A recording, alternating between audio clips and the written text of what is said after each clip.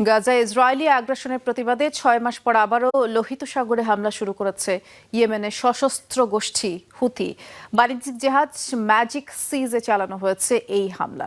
হুতির দাবি, এরই মধ্যে ডুবে গেছে লাইবেরিয়ার পতাকাবাহী জাহাজটি।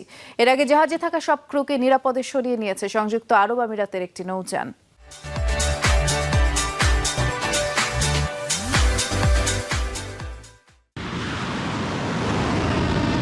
আবারও অস্থিতিশীলতার শঙ্কা লোহিত সাগরে। গাজায় আগ্রাসনের প্রতিবাদে ২০২৩ সাল থেকে প্রায় নিয়মিতভাবেই বিশ্বের অন্যতম ব্যস্ত এই নৌ রুটের বিভিন্ন জাহাজে হামলা চালিয়েছে ইয়েমেনের সশস্ত্র গোষ্ঠী হুতি। তবে গত বছরের ডিসেম্বরের পর আর হামলার ঘটনা ঘটেনি।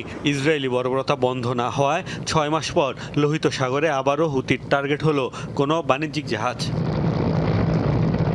হুতির অভিযোগ, তাদের নিষেধ অমান্য করে ইসরায়েলি বন্দরের উদ্দেশ্যে যাচ্ছিল লাইবেরিয়ার পতাকাবাহী